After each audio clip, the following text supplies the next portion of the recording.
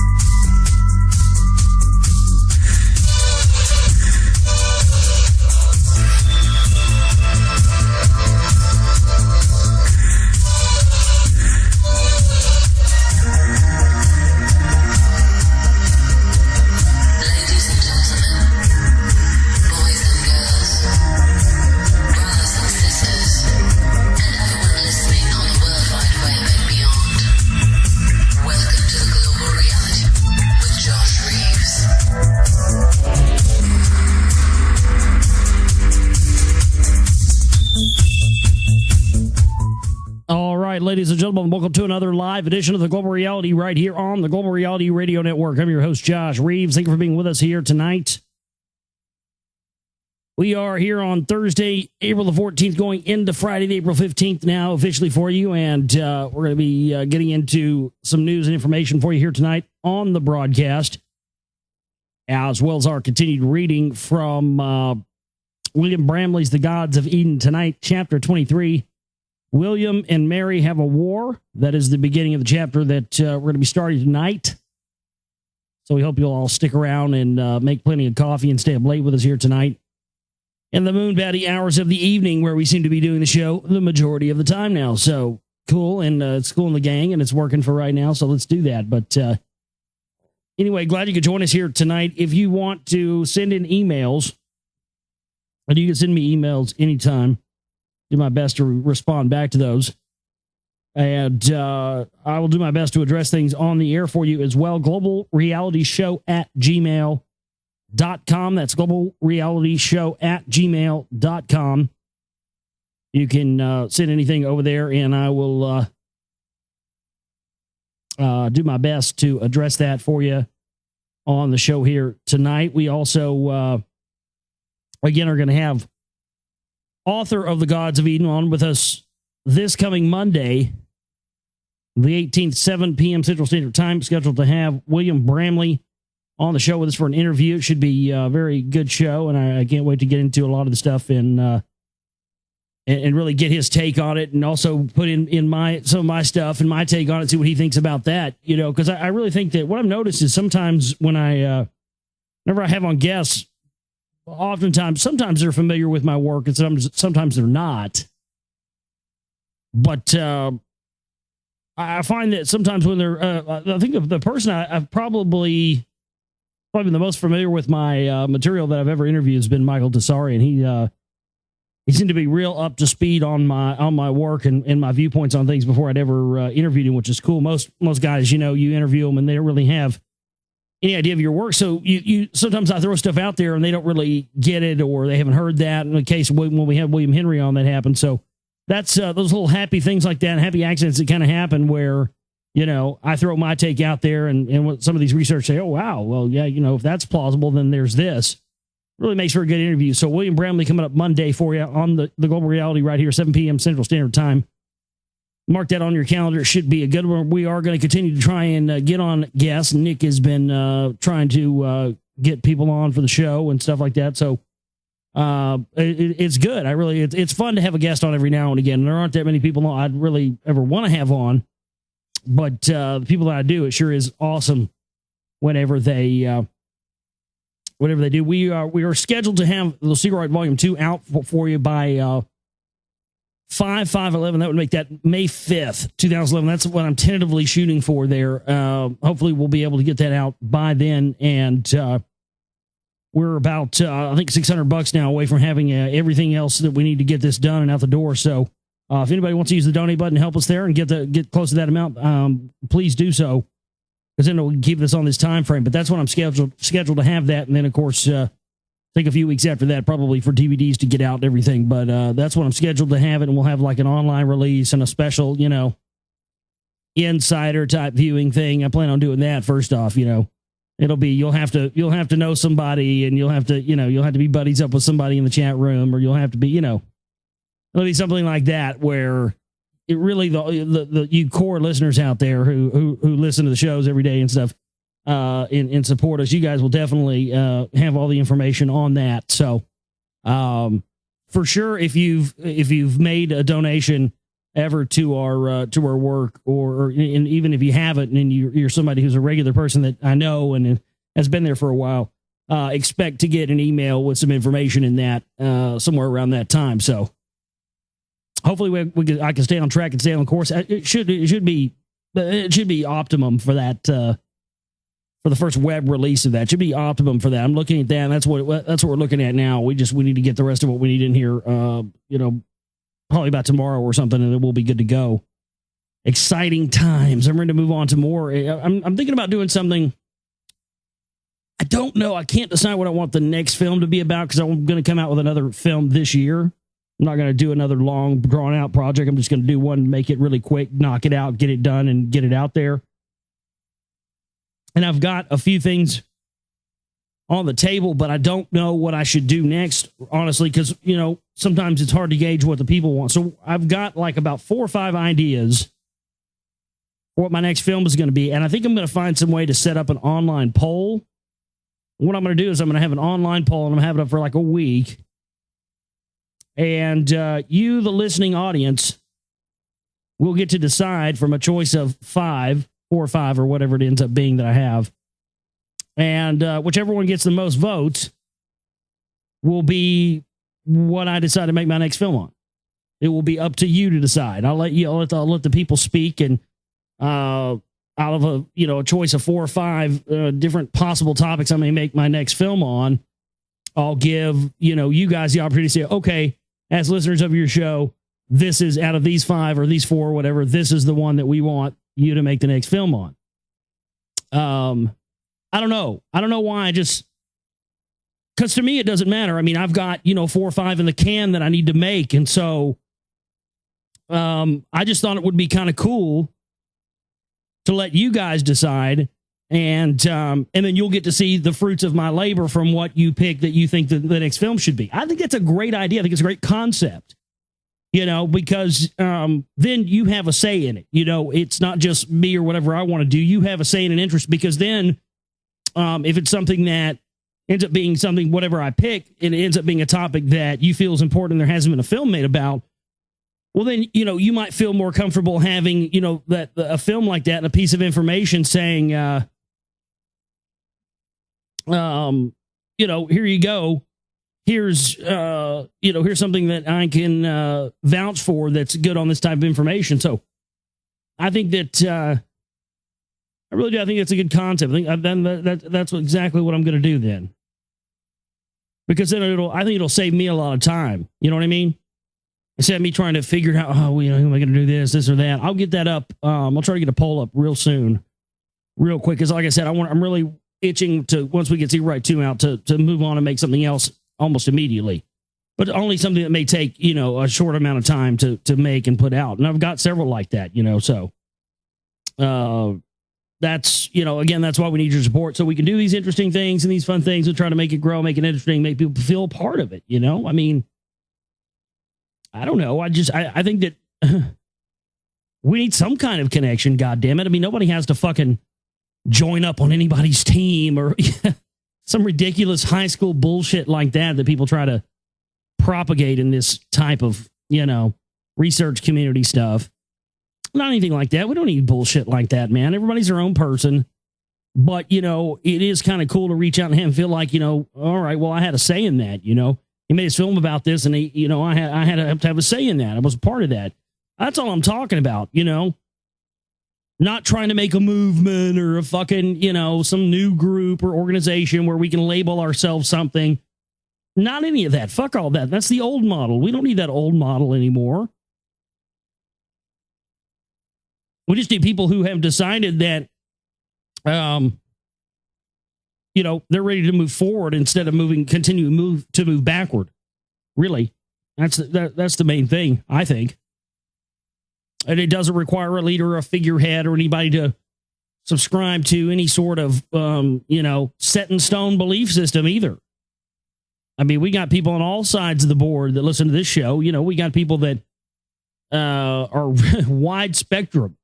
There are also people out there that listen to the show that I don't have any idea why they listen to the show. I guess it's just the classic old thing, to listen to see what I'm going to say so they can, be pissed off about it. I don't know. It's weird. Like I was talking about last night, crazy Christians pissed off about shit I say, like it was ever any sort of a fucking indicator that my show is any way engaged or set towards you, because it is not. So, I mean, as I'm a Christian, I'm mad at something you said. Well, like Bill Hicks said, forgive me, right? Well, I'm not even asking for that. I'm just asking for you to fuck off. I'm not even going to be as nice as Hicks was. Fuck off. No. My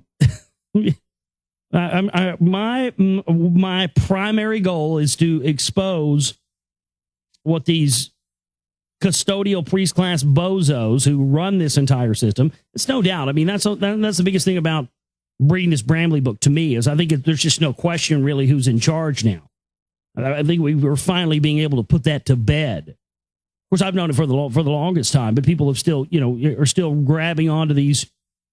They're it's straw men, and they're grabbing at fucking, all kinds of things that aren't really there. It's just bizarre. Anyway, if you've got emails tonight, I don't think I have any here that I need to address. Let me look.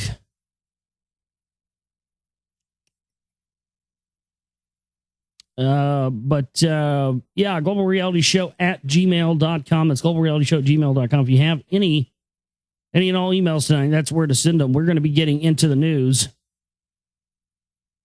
Some crazy stuff with this today. I don't even know where to start. So let me go through this. I'll start here because I ended here last night. So let's start there tonight. I kind of glazed over this last night, but it is a big deal, and I should at least talk about it a little bit here.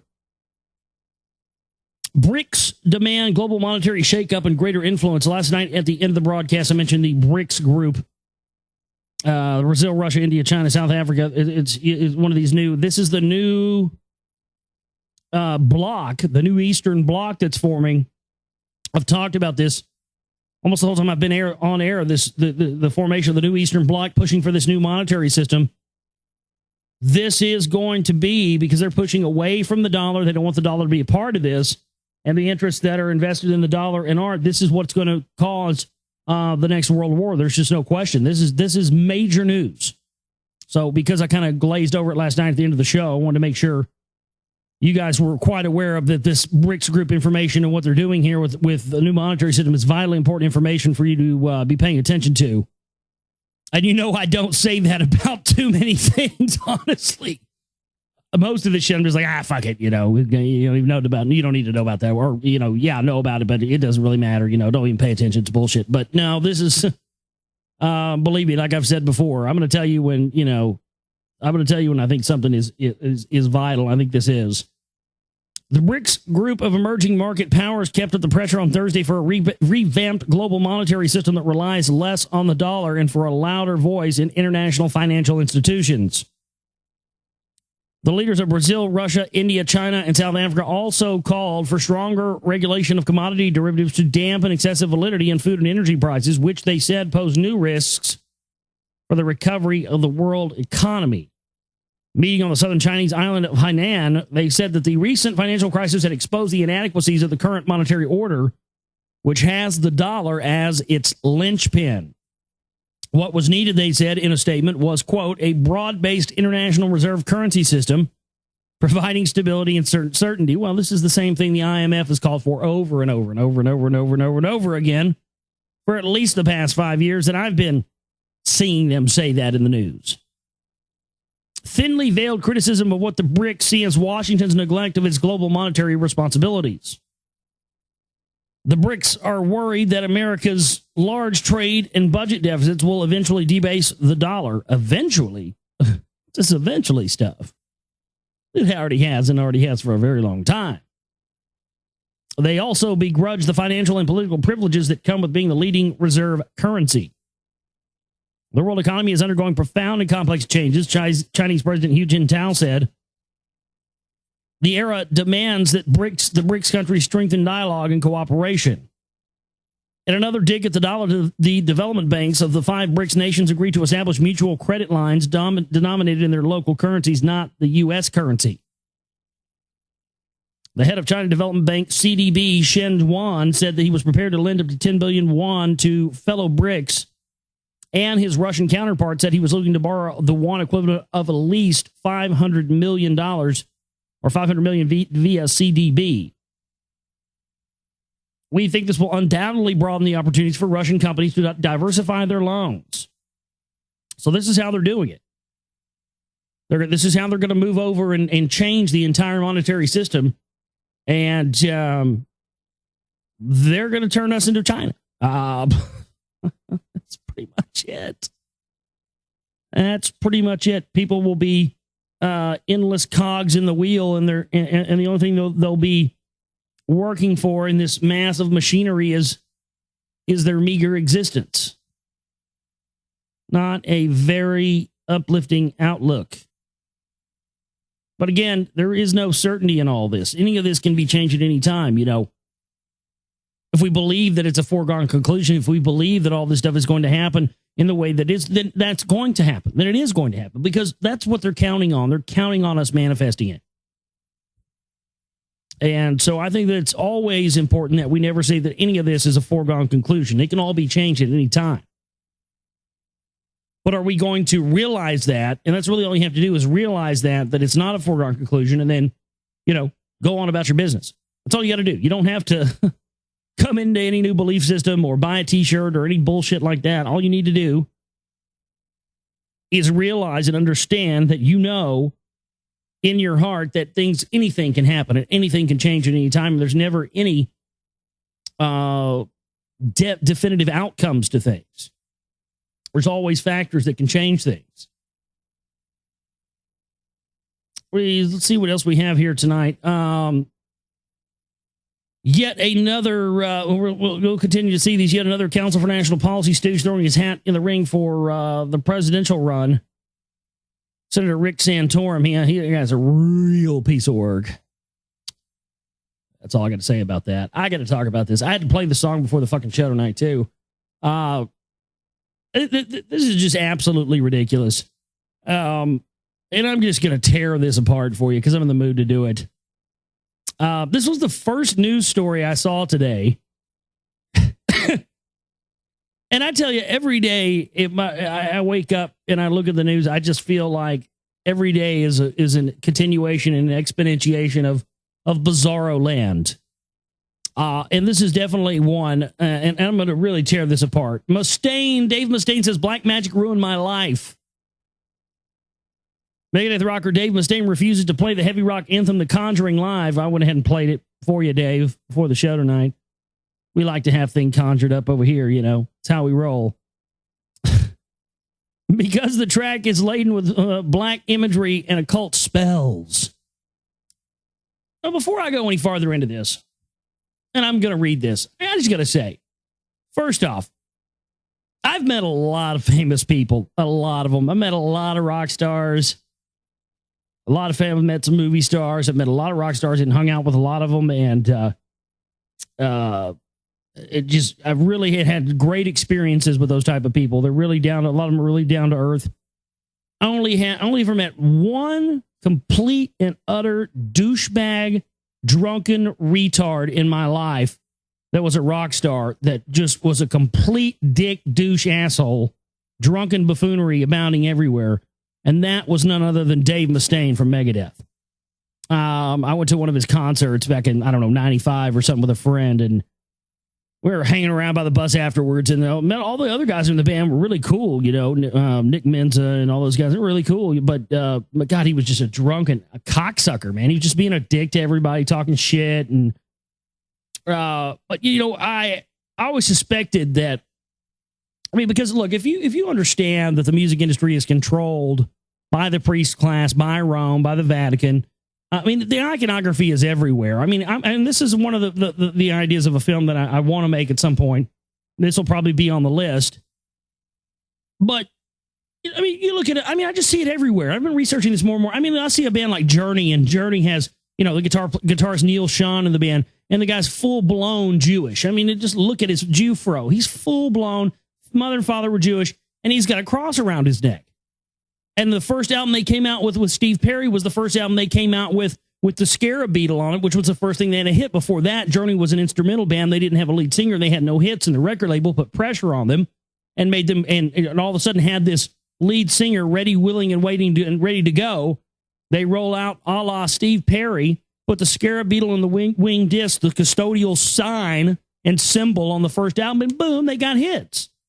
And this Jew's wearing a cross around his, I mean, it's everywhere. Look at we talked about the connections with Ozzy and the OTO and ELO and all these bands. It's all pervasive. And in the days of Sammy Davis Jr. and Frank Sinatra was, of course, Knights of Malta.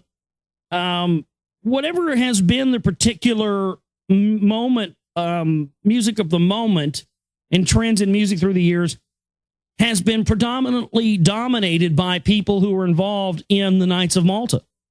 Frank Sinatra, Knights of Malta, he was running the entire music industry in his day. Later on, it got passed to, the 60s bands, and then the hard rock and metal bands of the 70s and 80s. And then the 90s got passed to, the people that were in the grunge bands and all that stuff. And then now it's getting passed on, and it's spreading through hip hop and the rest of this. So Dave Mustaine says that he won't play The Conjuring live anymore because he put a hex on someone or something of that nature. Well, first off, before I even read this article, I think this is bullshit cover. That's number one. Number one, I think this is bullshit cover. Because I get the impression from those lyrics on those first couple of albums, Five Magics and all that stuff. I mean, I get the impression that this is coming from someone who didn't just have a passing interest. I mean, Dave Mustaine never really struck me as a very intellectual type of guy. So where are this influence and these words and stuff coming from? It's coming from his influence, I believe, most likely. The most likely thing is it's coming from an influence from his involvement in some sort of secret society, possibly the Knights of Malta, the Freemasons, or something else like that. Because it's all in there. So I think what he's doing here is because more and more people are finding out about this stuff, and now more and more people are probably, he's probably getting flooded with emails, people saying, man, you're talking about some fucking straight up Illuminati shit in this, He's probably been flooded with emails and questions about this stuff since information has spread through the internet and whatnot now, more than he probably used to in the days when these albums were coming out on vinyl in the 80s and 90s and stuff. Not a lot of people were probably asking those questions but a lot more I know are now. So I think this is bullshit. I think, number one, this is just a total cover to cover up the fact that this is a larger agenda by people who control the music industry, control what records go out, control what videos get played on MTV, or at least that's how it was when Megadeth first started. Because I remember Megadeth always had videos prominently played on MTV. They got a lot of airtime there. And I'll tell you number two on this as well. Number two on this is the fact that I had gotten an email from Ticketmaster, because I'd bought some tickets one time to a concert. And so I got an email from Ticketmaster, and it said, Rockstar Mayhem Tour. Tickets go on sale tomorrow, Friday the 15th. And I asked my friend, I said, hey man, weren't you telling me about that Rockstar Mayhem Tour? He's like, yeah. I was like, who did you say was headlining that? He's like, Megadeth. I was like, oh, I get it. So this comes out today, and I really don't see this is Associated Press. What is the point of this article? Why is this newsworthy? And then I realized, so the tour that you're headlining, tickets go on sale for that tomorrow. This comes out today. I don't know. Seems very odd to me. Singer became fascinated in witchcraft as a teen. He's convinced spells he has cast have come back to haunt him. Now a strict Christian, he's keen to distance himself from his dark past and refuses to play the song The Conjuring from the 1986 album Peace Sells because lyrics about black magic still affect him. This is just horse shit. I don't even know why anybody felt this was newsworthy. It's just complete bunkum, man. Oh, God. And then there's like a picture of Charlie Sheen at the top. It's like, yeah, let's get a twofer here. I'm sure Mustaine will probably be on the Alex Jones show soon crying about this. I mean, when you guys got to figure this out? Why do you think he has these rock stars and these movie stars he associate with all these guys? Man, they're all connected back to the priest class, every one of them. The Sheens are a Jesuit family. I mean, go look at those pictures of Martin Sheen with the Pope and stuff like that. My goodness. Hutton Gibson, Mel Gibson's father. Alex Jones had him on several times. All his John Birch Society connections, all Jesuit all the way across the board there. You know the drill. They aren't fooling anybody anymore. Let's see what else we have here.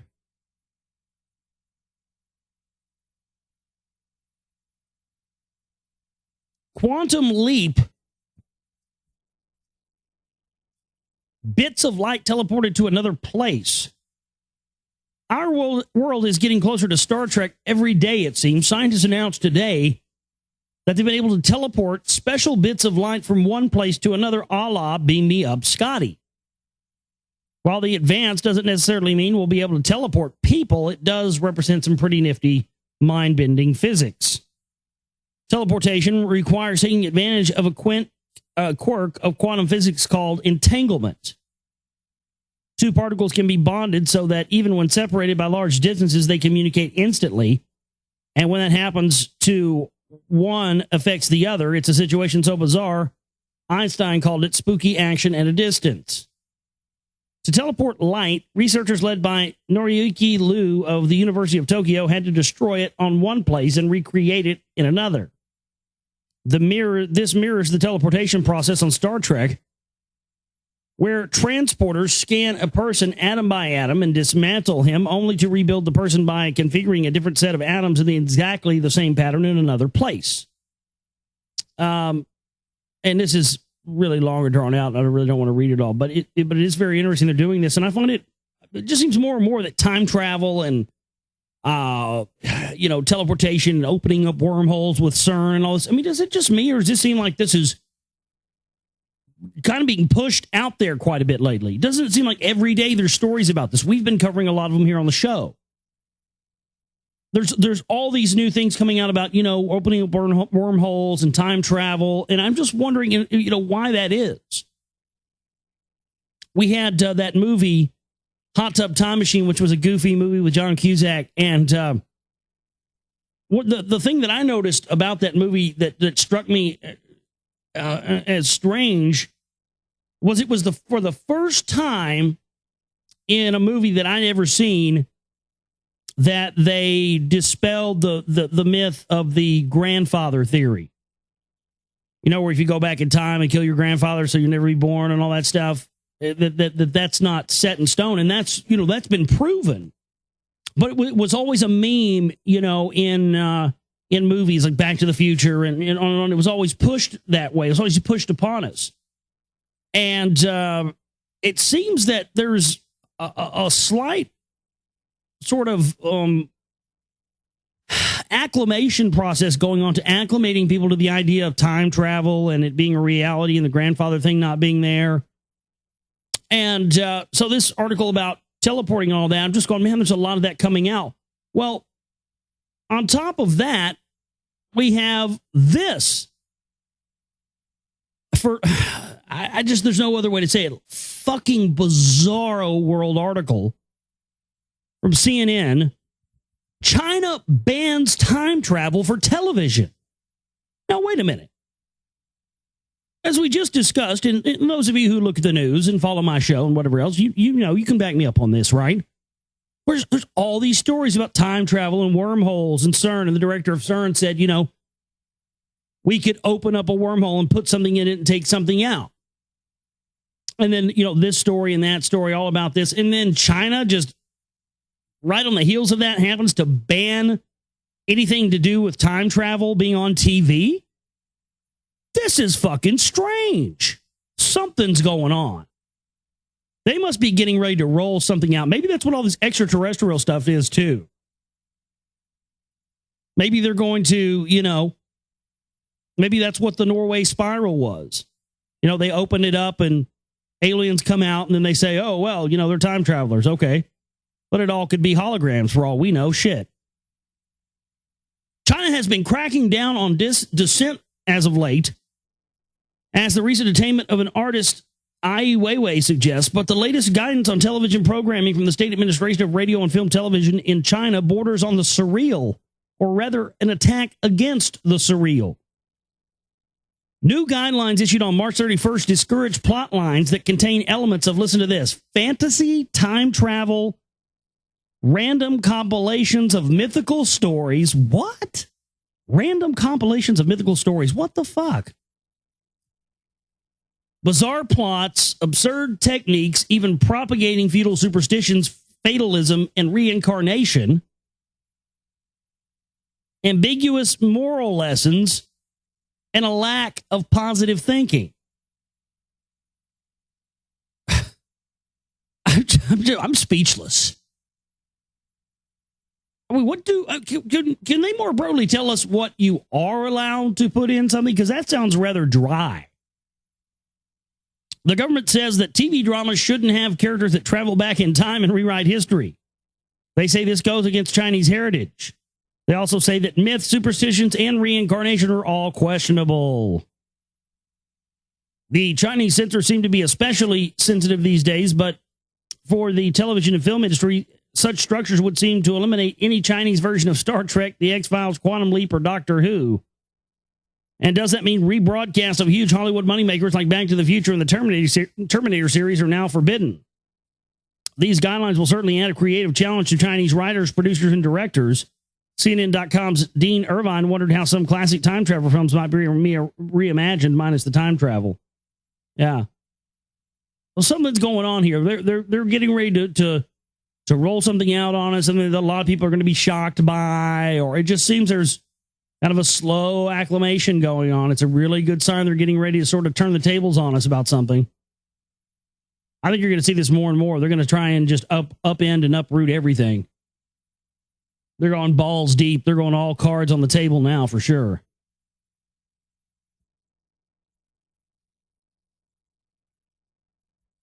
A 20-year-old Canadian man methodically stalked and tracked a Westmont woman before killing her on Wednesday. This happened up in Chicago. In Oak Brook, even stopping to reload his gun and continue shooting during the attack. DuPage County Judge Michael Wolf denied bail Thursday for Dmitry Smirnov of Surrey Beach, Columbia. I wonder where he's from. I don't know. He couldn't be from Russia, could he? Dmitry Smirnov? No, I don't think he'd be Russian. No. Who is charged with the first-degree murder of Jikta Vessel, 36, in court Thursday.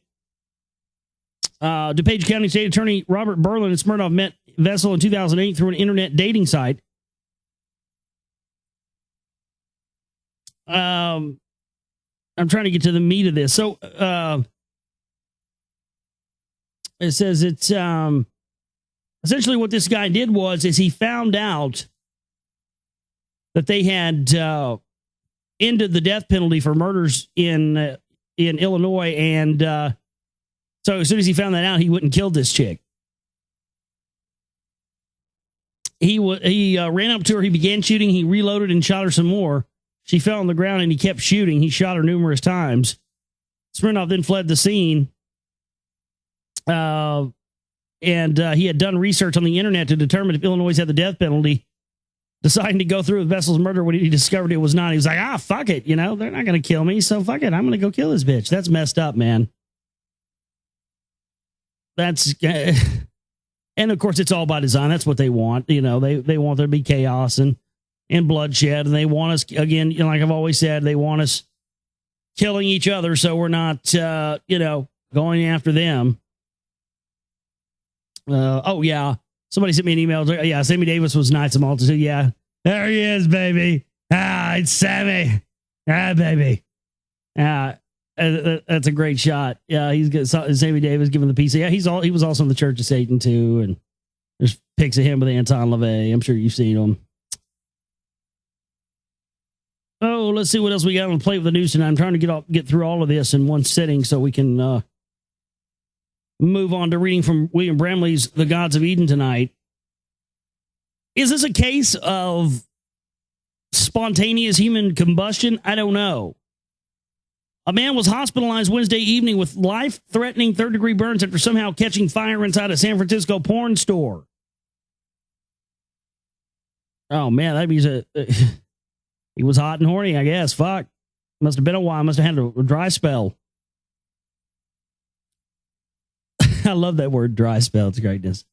The fire occurred at the Golden Gate Adult Superstore at 99 6th Street, near the intersection with Mission Street in the city's South Market of the neighborhood around 6:20 p.m. Police officers across the street from the porn shop saw a man run out of the front of the door engulfed in flames. Some firefighters who happened to be about a block away at the time were immediately summoned and extinguished the flames. Arson investigators said it was not exactly clear how the man caught fire. Police indicated he apparently been watching videos in a private booth at the adult arcade when the fire ignited. He must have, I don't know. It's been it was just friction, man. You know, he's fucking stroking that shit and probably dropped a rolling paper on it or something and it caught fire. You know, I mean, shit happens. Who are these guys that want to go jerk it in public? Anyways, what I want to know. Who wants to go in some booth where there's already been God knows how many guys before you blowing their load in there? I just never understood that. I mean, I'm going to stay at home and stroke my shit. Thanks. Appreciate you. Appreciate the offer, but I'm going to stay at home. I'll stay at home and stroke my shit for free. Why don't we go pay somebody to allow them to give me the honor of going in their, you know, dirty booth to stroke my shit? I just never have got that. Just never understood that. I don't know. Maybe I'm weird. Hey, speaking of weird and speaking of not having your fucking priorities together, is this really the big issue? Is this really what we're concentrating on right now? Really? World's going to hell in a handbasket, man. We had a fucking hailstorm here tonight that looked like it was the fucking ice apocalypse, dude. Just out of nowhere. Weird fucking lightning streaks in the sky, just the end of the world type, like fucking, you know, Malthusian in scope fucking hail. It was just bizarre. But we got all this crazy shit going on, but this is what people are most concerned with in the world. U.S. school renames Easter eggs Spring Spears. Spring Spheres. Can't call them Easter eggs anymore. That'd be too pagan. No, that'd be too Christian. Well, we need a more atheist appropriate name. Spring Spheres. It's almost time for that annual springtime ritual, the Spring Sphere Hunt, or to most people, the Easter egg hunt. A teenager volunteering at a Seattle elementary school was apparently told to use the politically correct name Spring Spheres. Do you know what I would have done to someone if I was a kid and they would have told me that? I would have fucking choked them on a goddamn Cadbury egg. Or one of those marshmallow peeps. Oh yeah. Get those lodged in the larynx, man. They're not going anywhere. Would you try to give kids giving kids plastic Easter eggs filled with candy? But a Seattle school board spokesman told the Star that has not been able to confirm whether the incident happened. They said I could do it as long as I called the treats Spring Spheres. I couldn't call them Easter eggs. That's funny. We just that's our priorities. Yeah.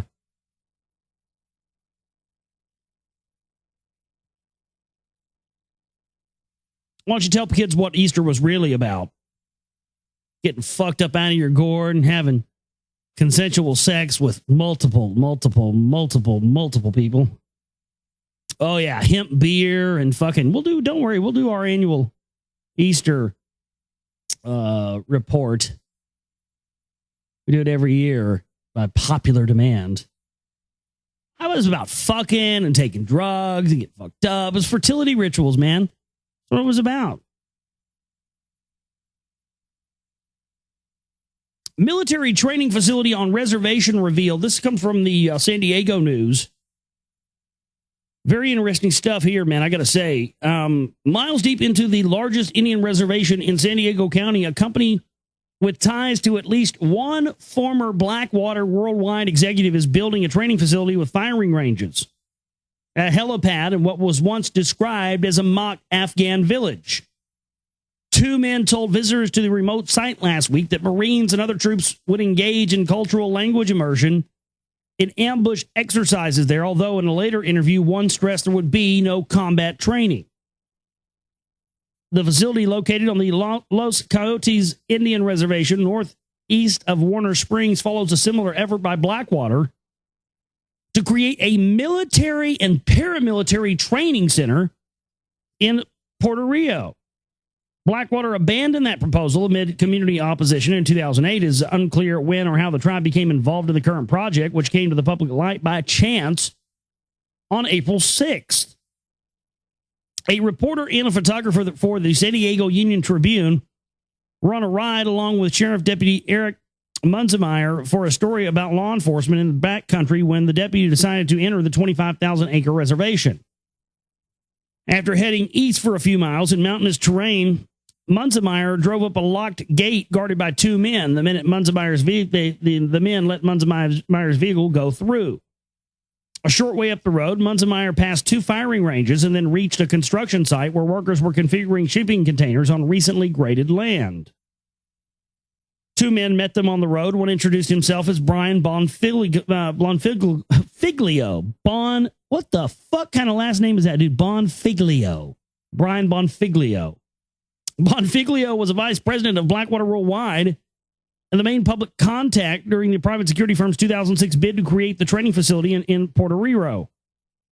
Blackwater, now called Z Services, pulled out in 2008 as residents protested its wartime activities in Iraq and raised concerns about increased traffic noise and wildfire dangers linked to new munitions exercises. The second man, Sean Roach, is a motivational speaker, entrepreneur, and former business executive. His name appears in the incorporation records for several big companies in Nevada and San Diego County. He is a board member for Big Brothers and Big Sisters of San Diego County.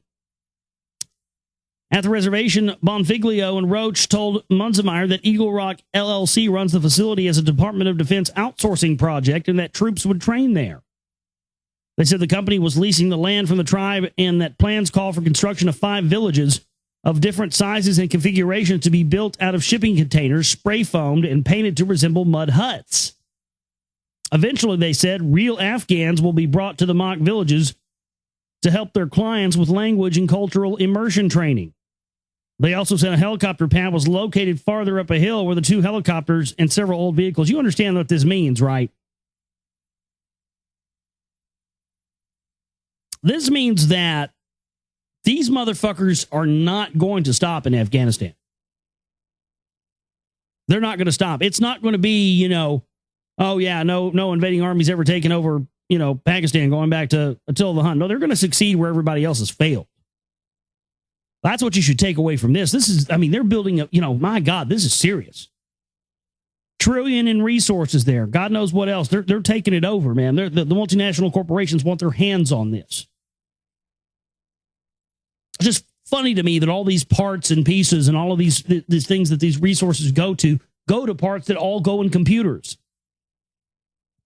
Am I the only one that feels a little bit worried about that? AI things growing, bigger and bigger and bigger, and all resources going to it so it can grow more and more powerful.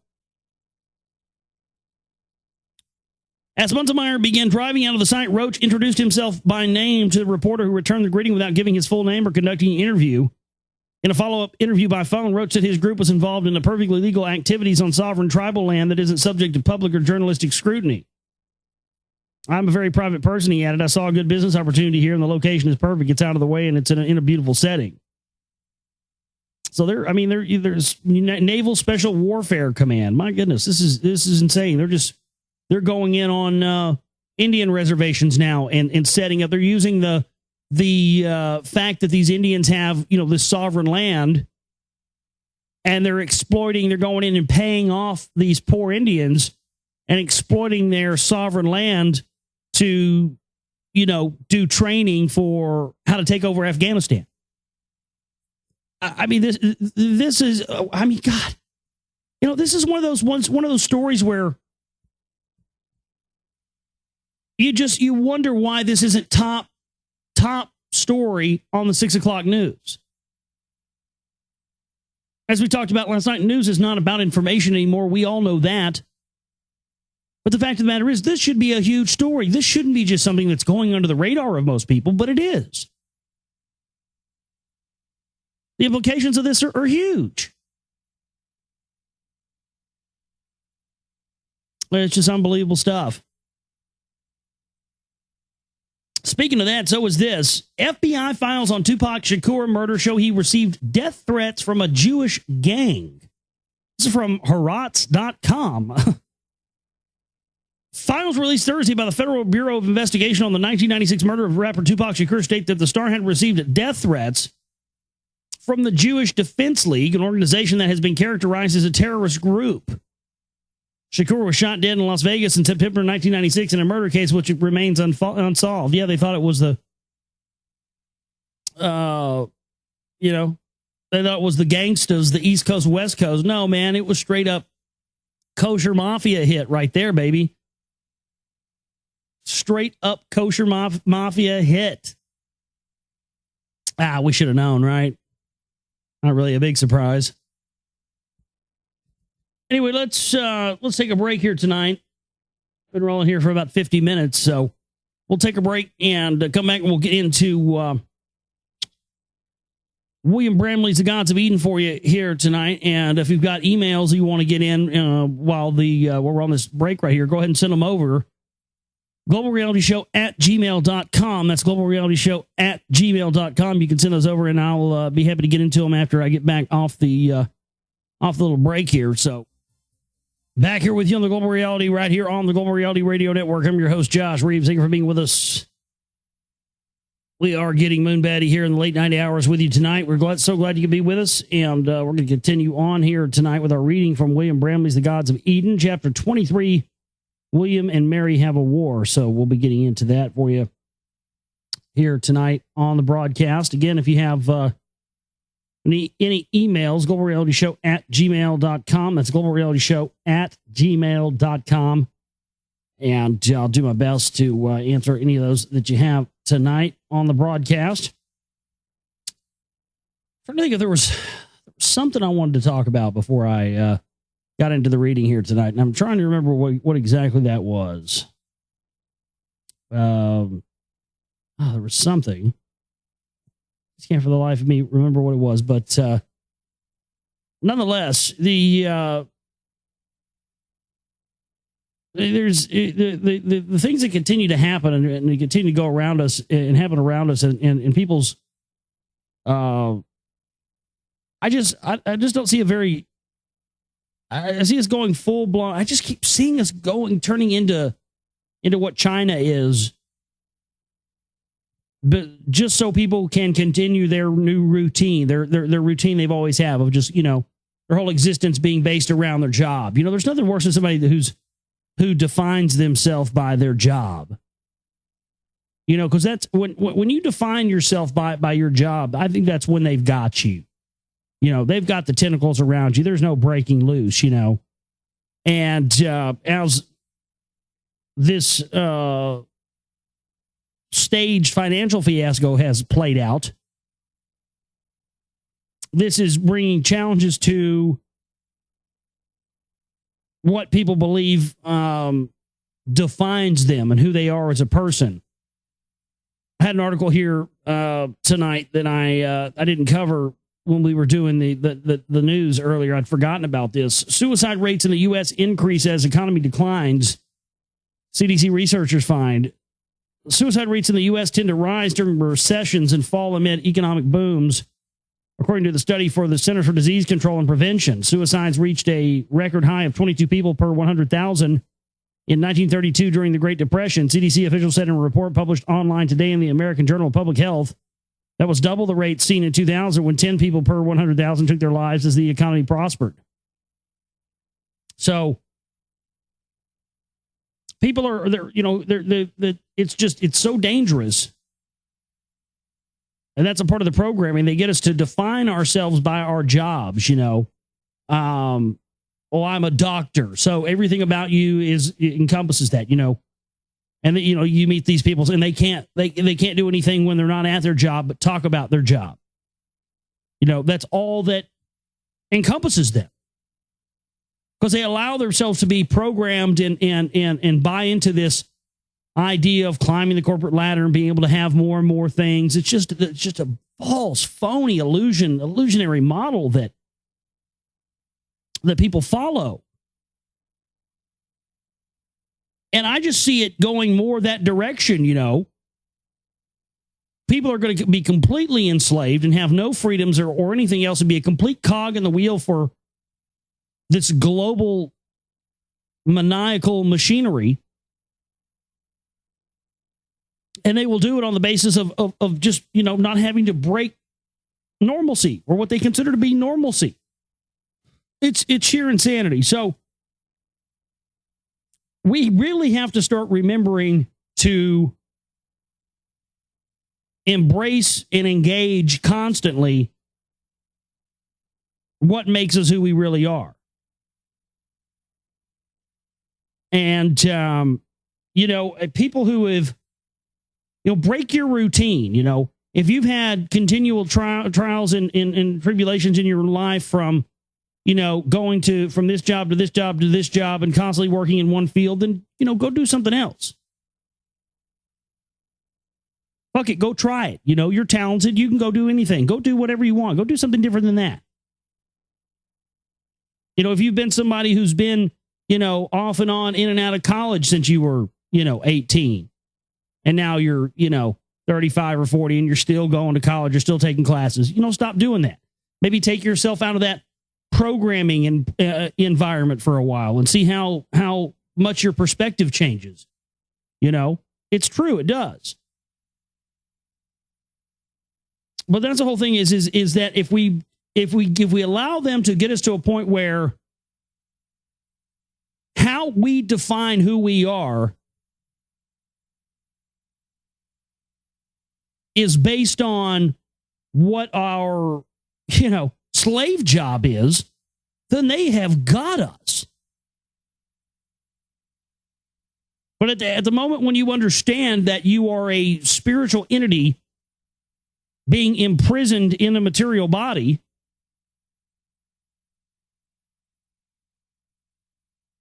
and seek to move forward from that and not be enslaved by this system that lies to you about that fact, you will notice that everything opens up for you.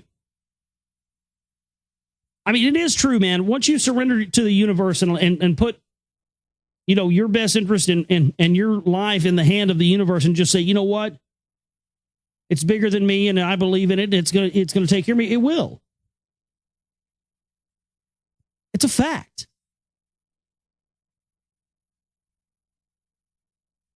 And that's why we need to continue to focus on positive things and not negative things, because the negativity and the dark energy is what they want us to manifest. Do not succumb to that. Do not allow it to consume you as it seeks to do. Own it. Understand it. And then push it away. Because it will consume you if you allow it. And that's what they want. They want us all consumed in the phony illusions and the phony mindsets and the phony programming and propaganda and everything that they see fit for you to have existing in what they consider to be their world. Well, it's not their world. It's our world. But they believe it to be theirs because they believe that they have a divine right to rule. That's sort of the point of what we've been going over reading Bramley's book here.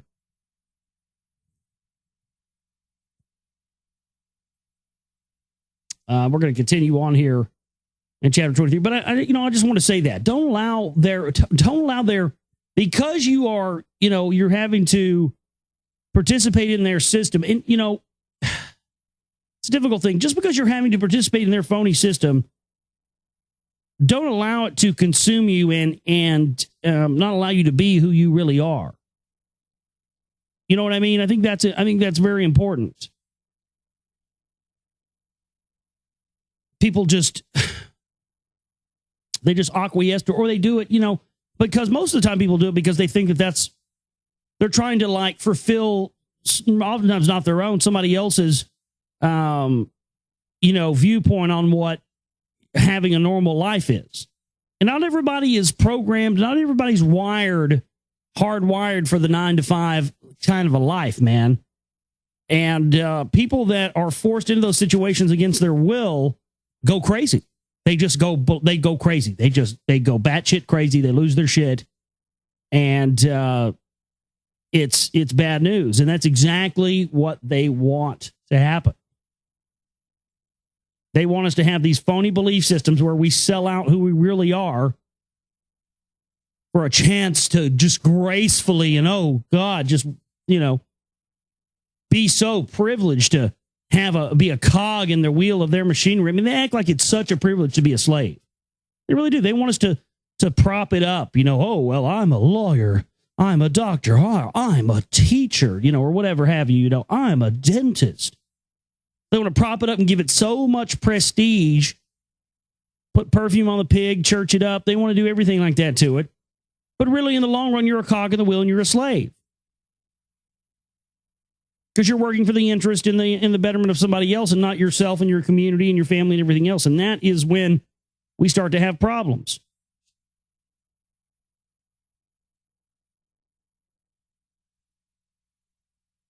Sorry, I had to yell at my cat again. Let's get into chapter 23 tonight. William and Mary have a war. This is from William Bramley's The Gods of Eden. King Charles II of England and his brother's successor, James II, had a sister, Mary, who had married the Dutch Prince of Orange. This marriage created a family tie between the royal houses of Britain and Holland. This tie was further strengthened by the marriage of James II's daughter, Mary II, to the son of the Prince of Orange, William III. Royal marriages in those times were not only matters of breeding, they were also designed to secure political advantages and were often arranged with all of the sophistication and cunning of an espionage coup. Several German royal families were masters at the game. They were notorious for marrying into foreign royal families as a stepping stone to seizing power in those other nations. The House of Orange-Nassau was a member of that treacherous German clique. The Stuart family, after its hard-won struggle to regain the English throne, fell into the trap. Its marriages into the House of Orange helped bring the Stuart monarchy to a permanent end during the Glorious Revolution of 1688. To understand how this happened and why all of this is important to us, let us briefly review the Glorious Revolution. A powerful group of Englishmen and Scots had formed a Protestant political faction in England known as the Whigs. The Whigs were actually headquartered in Holland, which, of course, was under the monarchy of the House of Orange. From their Dutch base, the Whigs launched the Glorious Revolution of 1688 and quickly unseated James II in a bloodless coup. The Whigs then placed James II's son-in-law, William III of Orange, on the British throne. The House of Orange now reigned over both Holland and England, as well as over their original German homeland.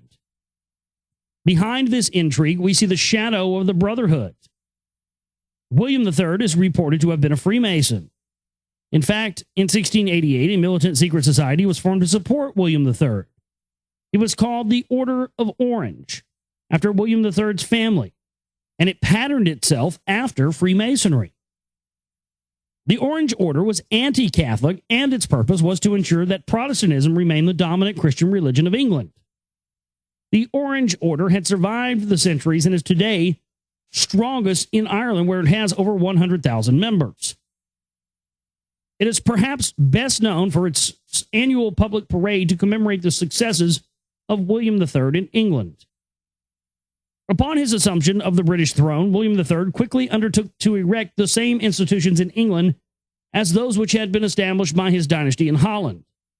A strong parliament with a weakened monarchy and a central bank operating on an inflatable paper currency. I can't even say it anymore. I keep saying papal currency because that's what it is. God, I can't even say paper currency anymore. I tell you. A papal currency. William and his Queen Mary II also promptly launched England into expensive wars against Catholic France. The man chosen to organize the English central bank under William III was a mysterious Scottish adventurer named William Patterson, of whom very little was apparently known.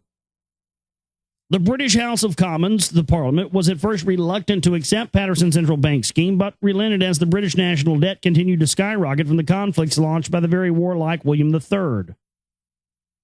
The paper money system, with its built-in inflation, was touted as the way to finance the costly wars. Taxes already high as they could reasonably go, and so the House of Commons felt that it had no alternative but to institute the scheme. The Bank of England was thereby born, and warfare could continue just as war continued in Holland after the Bank of Amsterdam had been created there.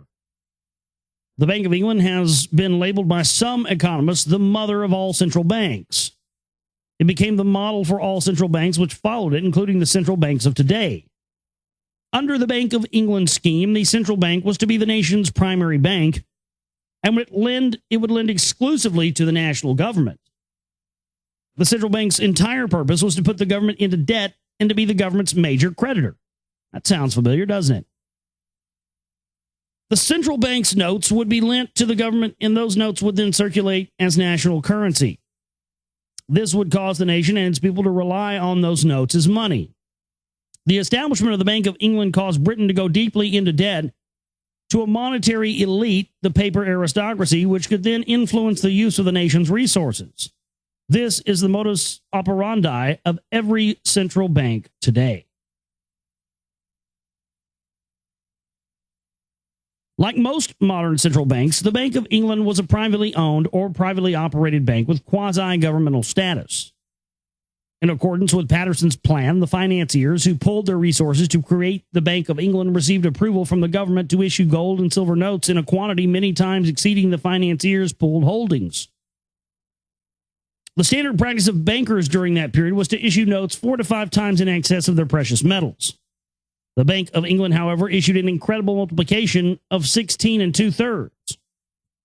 The British government agreed to borrow those notes and honor them as legal money for use in its purchases. The government accepted this plan because the government was not required to repay the initial loan, only the interest on the loan. Would not the Bank of England lose money on such a deal? Not at all. The face value of the loan notes were many times in excess of the value of the actual assets on which the notes were based. The interest on the loan in just 1 year surpassed the total value of the precious metals of the Bank of England. Specifically, the financiers had put together a total base of 72,000 pounds of actual gold and silver. By issuing notes valued at 16 2/3 times the base, the bank was able to make a loan to England of 1,200,000 pounds in paper money. The yearly interest rate was 8 1/3%, which equaled 100,000 pounds. This amount amounted to a profit of 28,000 pounds, or 39% rather, in just 1 year. Unbelievable. That's the model. That's what's continuing on today. We just go along with it like suckers, don't we? 22 years after the Bank of England was established, an identical bank was set up in France in 1716. The founder of the French version was John Law, who became the finance minister of France. Law has been dubbed the father of inflation for his efforts. The title is not accurate, of course, because the practice of inflation had begun earlier. However, the spectacular inflation which occurred in France after Law's central bank was nationalized gave Law the dubious honor of the title. As the son of a goldsmith turned banker, John Law was an interesting character in many ways.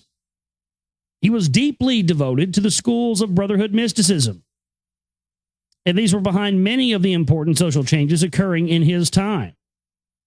Biographer Hans Wantok, writing in his book Magnificent Moneymakers, describes Law as one of the last of the alchemist mystics, of the astrologers. Right. The last of the alchemist mystics, the guy that they called the father of inflation. Now do you understand what I've been telling you about what they're doing with these inflated gold and silver prices? It's fucking alchemy, you guys.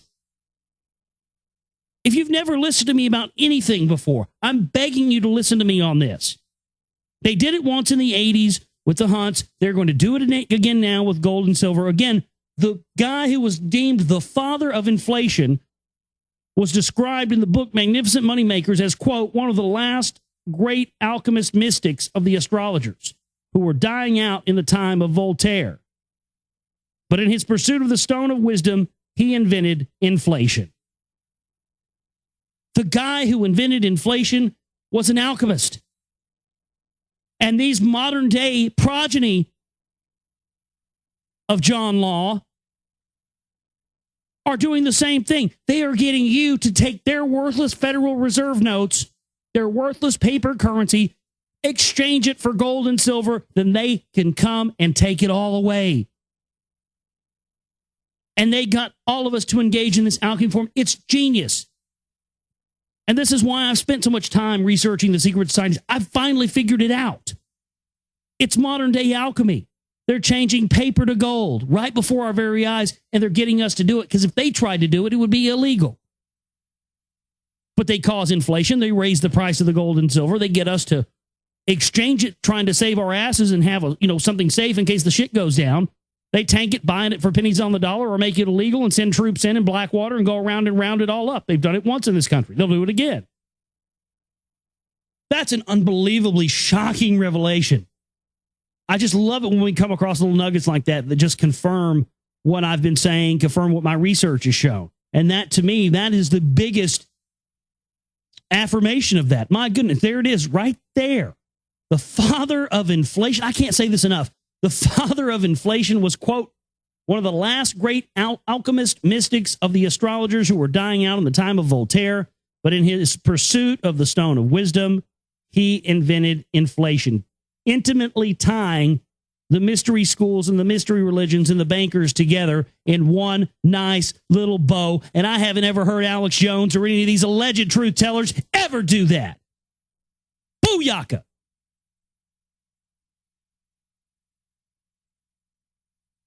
Another interesting fact is that Law was a Scotsman with an obscure background.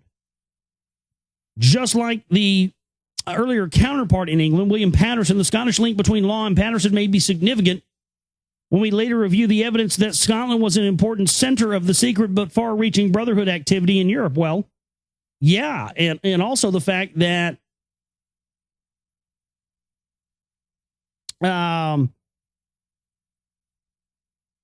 you have the formation of the International Association for the Advancement of Ethnology and Eugenics in Scotland as well. The head of the eugenics, I mean, this ties in wholly with this whole custodial plan of eugenics. That's why all these CMP types have always been related to that group, but yet, people who talk about eugenics never bring that up. This is why.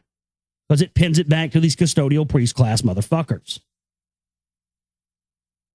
The Scottish link between Law and Patterson, Law had played upon France's justifiable paranoia of England in order to convince the French government to establish a central bank identical to that of Britain. The warfare, which had earlier been instigated by William III, was causing a serious drain on the French treasury. Law's proposal seemed an attractive solution, and so it was finally adopted. At first, the new French currency issued under Law's plan appeared to revitalize the French economy. This happened because the banknotes could be redeemed for coins in which the people had faith. After the Bank of France became nationalized, however, it issued a severe overabundance of notes, not just a careful and gradual increase. People quickly realized that there was far more paper notes in circulation than there were coins to back them up. The result was a shattering of popular confidence in the notes and a consequent upheaval in the French economy. The Glorious Revolution of 1688 did not only give us the Bank of England, which is still Great Britain's central bank today, it also gave us England's current royal family, the House of Windsor. Imagine that. The House of Windsor is directly descended from the royal family of German Hanover, which had intimate ties to the House of Orange and to other German principalities in the treacherous marry and overthrow clique. After William III of Orange and England died, his sister Anne was seated on the British throne. By prior arrangement, upon Anne's death, the British throne was relinquished by the Orange family to the rulers of the German state of Hanover, who had also had earlier married into the British Stuart family. Again, don't forget, Phyllis Schlafly is a member of the Stuart bloodline and Bruce bloodline. This is very important to understand when you look at how big of a figurehead she is in the Republican right wing, the Council for National Policy. She's also a Dame of Malta. It's the Knights of Malta for females. She is a Dame of Malta. And this is why. She's one of the bloodlines. This is why, it explains why when I got footage of her in 2008 at that meeting, that she, everyone in the room stood up like she was the goddamn Queen of England. It was bizarre. Well, see, now this makes total sense, folks. This is who you're dealing with. Fabian socialists that came out of Britain. This is why. They've started every group on the left and right, and they get us believing in this left-right paradigm and divineness, but it's all the same tentacles of these custodial bastards. By prior arrangement upon Anne's death, the British throne was relinquished by the Orange family to the rulers of the German state of Hanover, who had earlier married into the British Stuart family. Hanover's first elector, Duke Ernest Augustus, had married a granddaughter of England's King James I, as was the true House of Orange.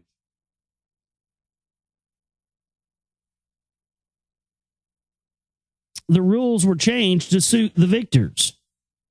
The first Hanoverian king to take the British throne was George Louis, who became George I of England.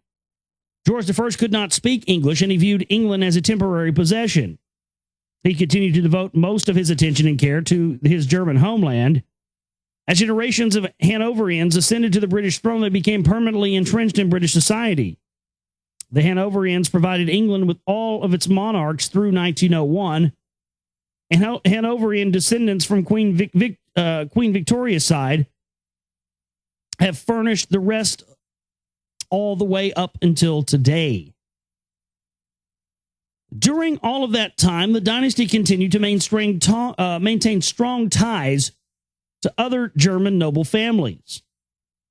During the first century and half of the Hanoverian rule in England, for example, the British Hanoverian kings married only the daughters of other German royal families.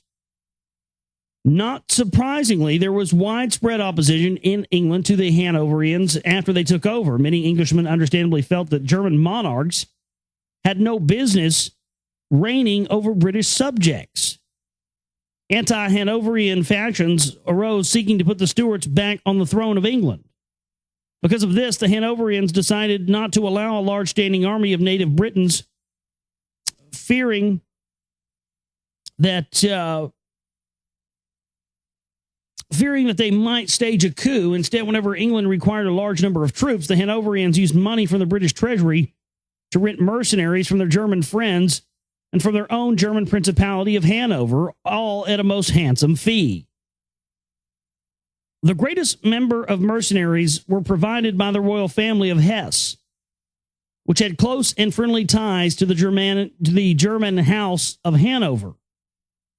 A curious aspect of the mercenary arrangement is that some important members of these German families, especially from Hesse, later emerged as leaders of a new type of Freemasonry, which had been created to topple the Hanoverians from the English throne. Before we study this remarkable situation, we should look to see what was happening with Freemasonry at that time. Major changes were unfolding that were about to make Freemasonry the single largest branch of the Brotherhood network. So that's the end of chapter 23. Chapter 24, Night's New Dawn, is the next chapter. And what time is it here? We got time. We're going to take a break, come back, and we'll get into chapter 24 for you tonight. Night's New Dawn, KNIGHTS, Night's New Dawn. We'll get into that on the other side of the break here, folks. This is the Global Reality right here on the Global Reality Radio Network. All right, back here with you on the Global Reality right here on the Global Reality Radio Network. I'm your host, Josh Reeves. Thank you for being with us tonight.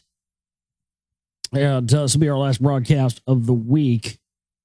Got to play a live show with the Demigods tomorrow night. Should be fun. Always is. And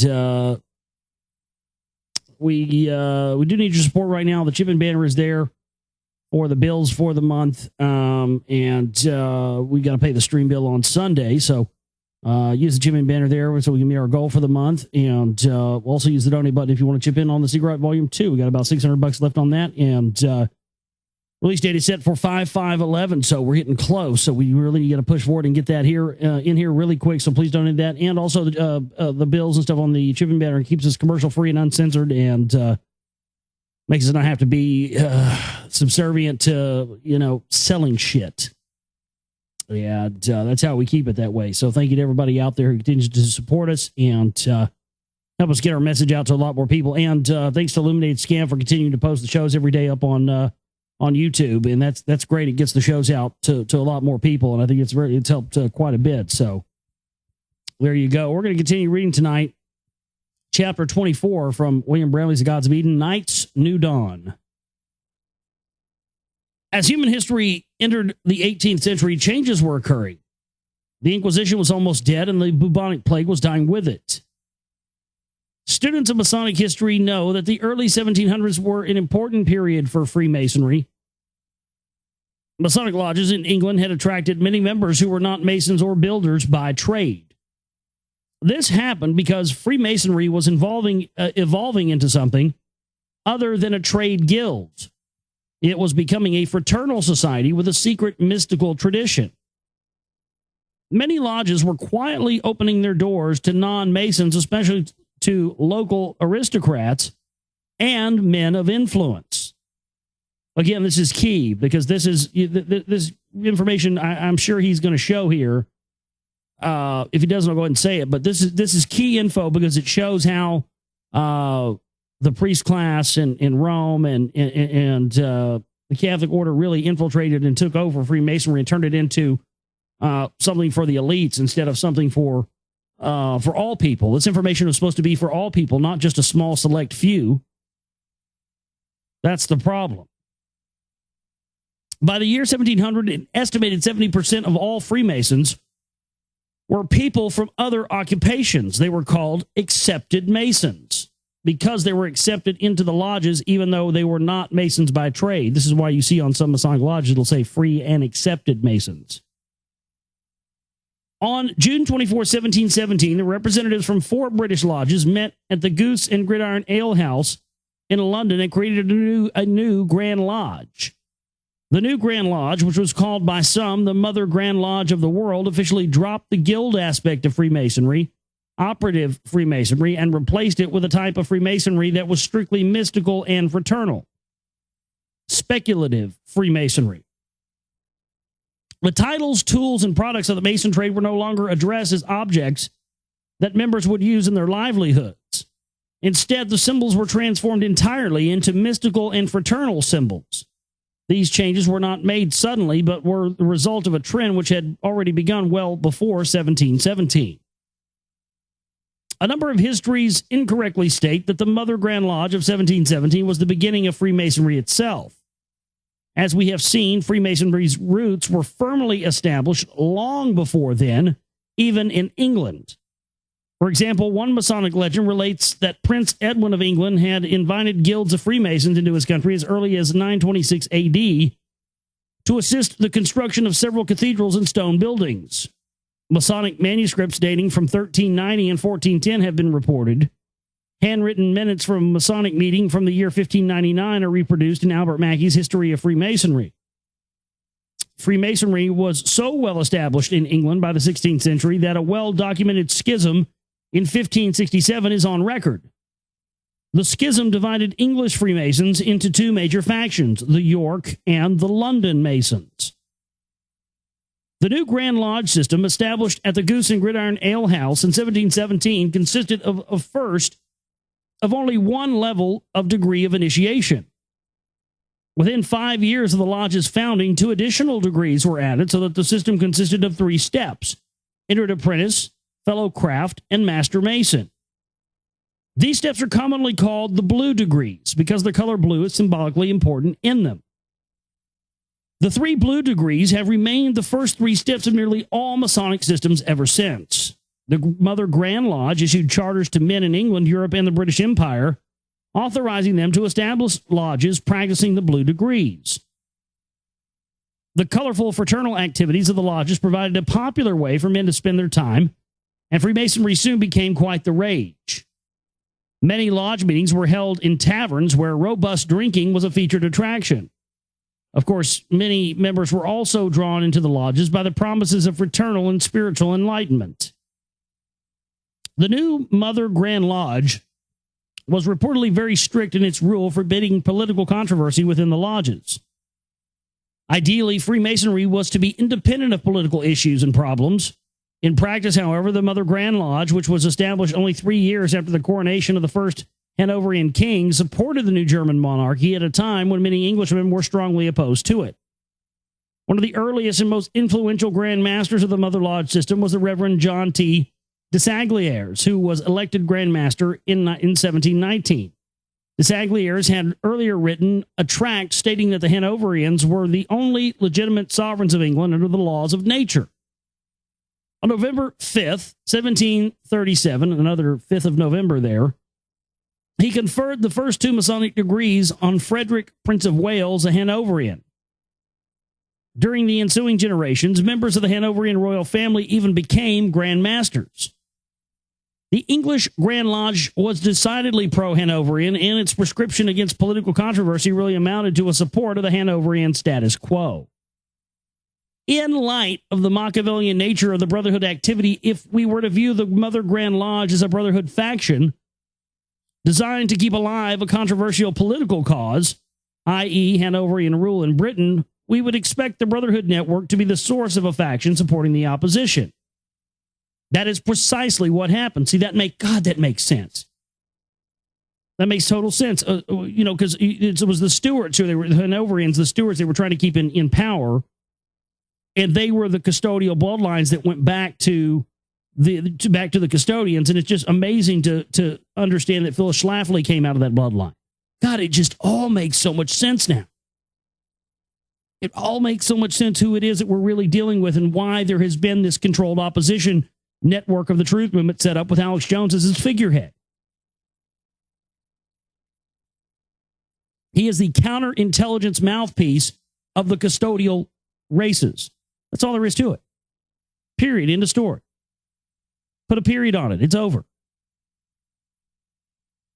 Shortly after the founding of the Mother Grand Lodge, another system of Freemasonry was launched that directly opposed the Hanoverians. When James II was unseated by the Glorious Revolution of 1688, he fled to England. His followers promptly formed an organization to help him recover the British throne. The most effective and militant group was the Jacobite organization, headquartered in Scotland and Catholic Ireland. The Jacobites were able to rally widespread support for the Stuarts.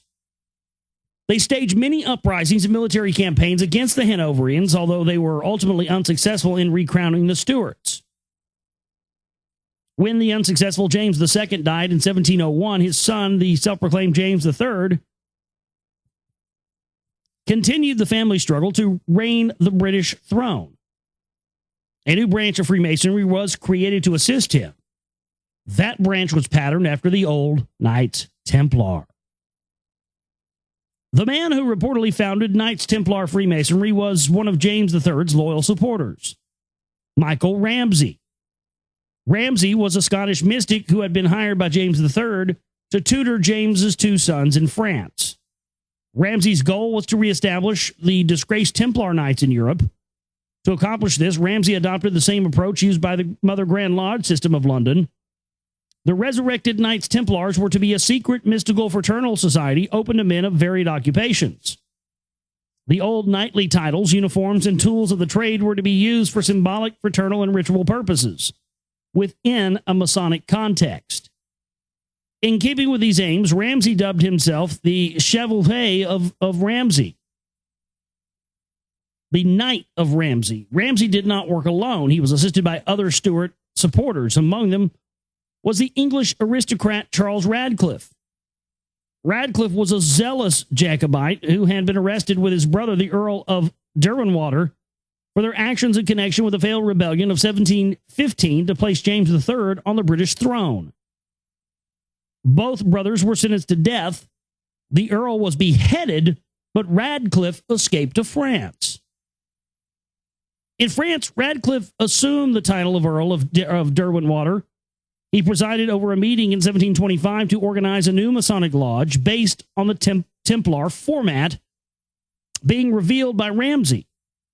The Derwentwater Lodge was instrumental in getting the new Templar system of Freemasonry going in Europe.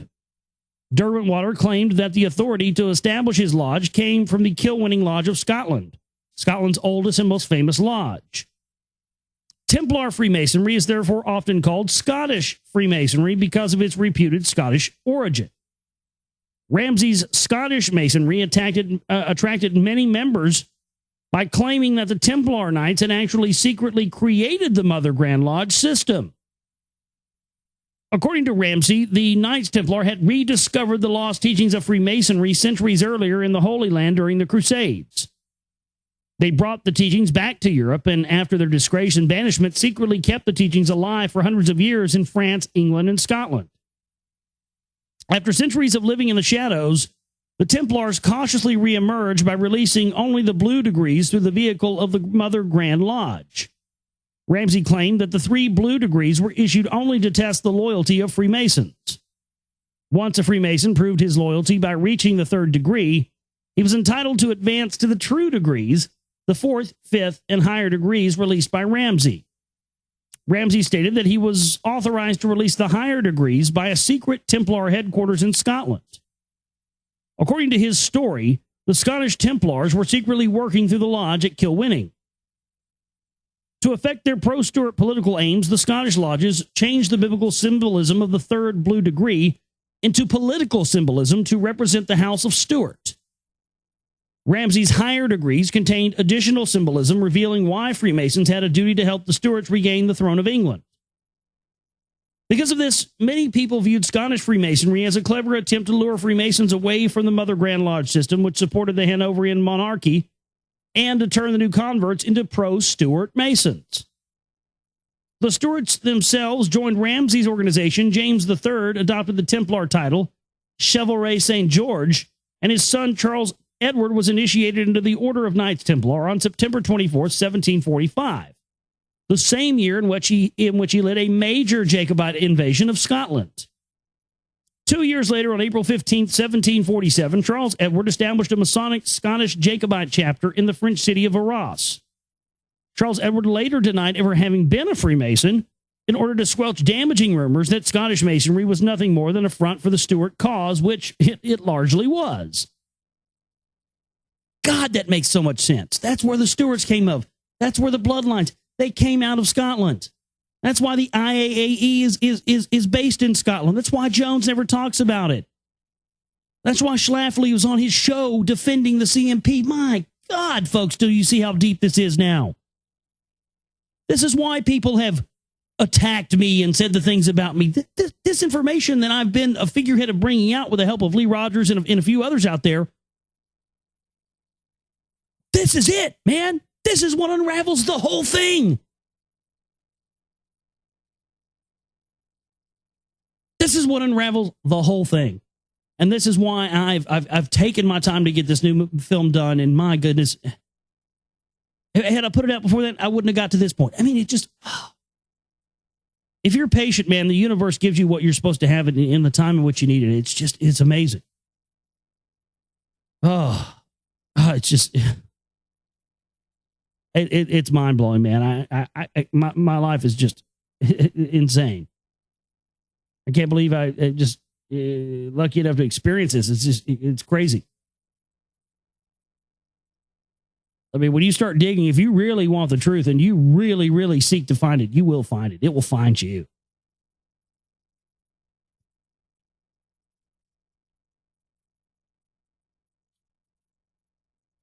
Even though he had been a Grand Master of the Scottish system, proof of his Grand Mastership was discovered in 1853 when someone found the charter issued by Charles Edward to establish the above-mentioned lodge at Arras. The charter states in part that we, Charles Edward, King of Scotland, France, and England, and Ireland, and as such substitute Grand Master of the chapter of H, known by the title of the Knight and Eagle and Pelican. We have just discussed the founding of two systems of Freemasonry. Each one supported the opposite side of an important political conflict going on in England. A conflict which affected other European nations as well. Both systems of Freemasonry were launched within less than 5 years of one another. Ramsay's story of how the two systems came into existence therefore contains some rather stunning implications. His story implies that a small hidden group of people belonging to the Brotherhood network in Scotland deliberately created two opposing types of Freemasonry to encourage and support both sides of a violent political controversy. This would be a startling clear example of Machiavellianism. How true is Ramsay's story? To answer this question, we must first take a brief look at the history of Freemasonry in Scotland. The Scottish lodges were unique in that they were independent of each other and never chartered by the English Grand Lodge, even after they had begun to practice in the blue degrees of the English Grand Lodge system. The Kilwinning Lodge itself had been granted charters since the early 15th century, and it ceased doing so only in 1736 when it joined other Scottish lodges in elevating the Edinburgh Lodge to the position of Grand Lodge of Scotland. The new Grand Lodge of Scotland at Edinburgh adopted the speculative system of the English Grand Lodge, yet it remained independent of the English Grand Lodge and issued its own charters. About 7 years later, in 1743, the Kilwinning Lodge broke away from the Grand Lodge of Scotland over a seemingly trivial dispute. Man, I just got to say, I know you guys have been waiting for me to say this the whole time, and goddamn it, I've wanted to say it the whole time, and it doesn't change anything that I'm having him on Monday or anything, but I just got to say it because it's driving me fucking crazy. My God, is William Bramley a Freemason or what? God, I feel so much better now that I said that. Woo! Golly, yeah. I don't know, man. If he's not a Freemason, I'll kiss Leahy's bare ass in front of the whole trailer park. Man, oh man, yeah, I had to get that out there. Really, oh man, but yeah, no, come on, man, really. Yeah, this is just, I don't know. The Mother Lodge of Kilwinning and once again issued its own charters in 1807. The Kilwinning Lodge renounced all right of granting charters and rejoined the Grand Lodge of Scotland. We therefore see substantial periods of time in which the Kilwinning Lodge was independent of all other lodges, and when it could very well have granted charters to Templar Freemasons. It was independent at that time of Ramsay, and Derwentwater claimed to have received authorization from Kilwinning to establish Templar degrees in Europe. Unbelievable stuff. Some Masonic historians argue that the Kilwinning Lodge and other Scottish lodges still had nothing to do with creating the so-called Scottish degrees. They state that the Scottish degrees were all created in France by Ramsay and his Jacobite cohorts. Some Masonic writers contend that Templarism did not even reach Scotland until the year 1798, decades after it had already caught on in Europe. Those writers further claim that the Kilwinning Lodge had never practiced anything but the blue degrees of the English system. Others believe that Ramsay, who was born in the vicinity of Kilwinning, claimed a Scottish origin to his degrees out of a nationalistic pride and to help him build a base of political support for the Stuarts in Scotland. These arguments sound persuasive, but historical documentation proves that they are all false. First of all, we have already seen that Scotland was providing this era with important historical figures contributing to some of the changes being brought by the Brotherhood revolutionaries. Michael Ramsay is the third mysterious Scotsman of obscure origin we have seen help bring important changes to Europe. The other two were discussed earlier: William Patterson, who helped German rulers set up a central bank in England, and John Law, who was the architect of the central bank in France. Secondly, the Scottish Masonic lodges were a national place for pro-Stuart Templar degrees to arise. Scotland was strongly pro-Stuart, and the Jacobites were headquartered there. Decades before the English Grand Lodge was created, many Masons in Scotland were already known to be helping the Stuarts. These Scottish loyalists used their lodges as secret meeting places in which to hatch political intrigues. Pro-Stuart Masonic activity may go as far back as 1660, the year of the Stuart Restoration, when the Stuarts took the throne back from the Puritans. According to some early Masons, the Restoration was largely a Masonic feat. General Monk, who played such a pivotal role in the Restoration, was also reported to be a Freemason. Finally, there is incontrovertible evidence that the Scottish lodges, including the one at Kilwinning, were involved with Templarism decades before 1798. Albert Mackey reports in his History of Freemasonry, by the way, I have a first edition signed copy of that here at the house, that in 1779, the Kilwinning Lodge had issued a charter to some Irish Masons who called themselves the Lodge of High Knight Templars. More than a decade earlier, in 1762, St. Andrew's Lodge of Boston had applied to the Grand Lodge of Scotland for a warrant, which it later received, by which the Boston Lodge could confirm the Royal Ark and the Knight Templar degrees at its August 28, 1769 meeting. It is significant that St. Andrew's Lodge had applied to the Grand Lodge of Scotland for the right to confer the Templar degree, not to any French lodge. We have thus confirmed two elements of Ramsay's story. Number one, that Scottish lodges practiced Templar Freemasonry, and number two, that a Scottish Grand Lodge was granting Templar charters at least as early as 1762. We can safely assume that the Scottish Grand Lodge was involved with Templarism before that year, because the lodge would have had to establish the Templar degree before another lodge could apply for it. Unfortunately, there are no apparent records surviving to indicate just when Templarism began in the Scottish lodges. Ramsay and Derwentwater, of course, claim that the Templar degrees already existed in the early 1720s. The Scottish lodges may well have been involved with some sort of Templarism at that time. Understandably, the Scottish lodges were highly secretive about their Templar activities. We only know about the 1762 Templar charter to St. Andrew's Lodge from the records found in Boston. One need only consider the fates of the two Earls of Derwentwater to appreciate the dangers awaiting those people, including Freemasons, who engaged in pro-Stuart political activity. Not every element of Ramsay's Templar story was backed by evidence. For example, Freemasonry itself was not started by the Templar Knights, as Ramsay implied. The Masonic guilds, which gave birth to Freemasonry, existed long before the Templar Knights were founded. Yes, indeed, that is a fact. On the other hand, there is circumstantial evidence that the Templar Knights may indeed have been the ones who brought the blue degrees to England. As mentioned in Chapter 15, it is thought that the three blue degrees were already being practiced centuries earlier by the assassin sect of Persia. The Templar Knights had frequent contact with the assassins during the Crusades.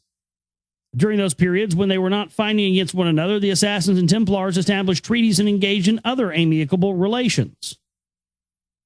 One treaty even allowed the Templars to build several fortresses on assassin territory. It is believed by some historians that during those peaceful interludes, the Templars learned about the assassins' extensive mystical teachings and incorporated some of those teachings into the Templar system. It is therefore quite possible that the Templars did indeed have the Blue Lodge long before they were established by the English Grand Mother Lodge. Further circumstantial evidence is that during the Crusade era, the Templars were at the height of their power in Europe. They owned properties throughout the continent. Their holdings in precipitories in Scotland were especially numerous. When the Templars abandoned the Holy Land after the Crusades, they eventually returned to their precipitories around the world, including Scotland. After the Templar order was suppressed throughout Europe, many Templars refused to abandon their Templar traditions, and so they conducted their activities in secrecy. Some secretively active Templars joined Masonic lodges, including lodges in Scotland and England. It is therefore conceivable that Templars were the conduit through which the three blue degrees traveled from the assassin sect through Scotland to the Mother Lodge of 1717. Some Freemasons may view any attempt to connect the blue degrees with the assassin sect as an effort to discredit Freemasonry, even though the connection was suggested by one of Masonry's most esteemed historians. In discussing such a link, it is important to keep in mind that the assassination techniques employed by the assassins were never taught in the blue degrees. The assassins possessed an extensive mystical tradition that extended well beyond their controversial political methods. Furthermore, the assassins had borrowed many of their mystical teachings from earlier Brotherhood systems. The Blue Degrees may have themselves begun even earlier than the founding of the assassin organization. Whatever the ultimate truth of the origins of the Blue Degrees and Scottish Degrees may have been, both systems gained great popularity. The Scottish Degrees eventually came to dominate nearly all of Freemasonry.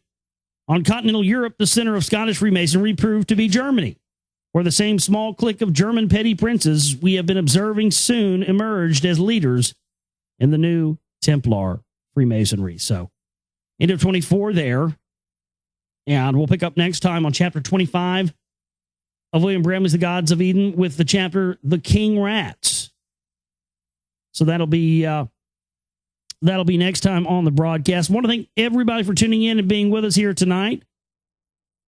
And again, please support our work. We're really close to having the C-Right Volume 2 done. We can get it out by the 5th of May. We need about $600. If somebody wants to hit the donate button and help us out with that amount, great. Also, the chip-in banner, help us with the bills, help us stay commercial free. We need your support. Please support us, folks. Thank you so much. I enjoyed the shows this week. We'll see you on Monday with William Bramley at 7 p.m. Central Standard Time. My name is Josh Reeves. I love each and every one of you. You guys have a great weekend. Take care.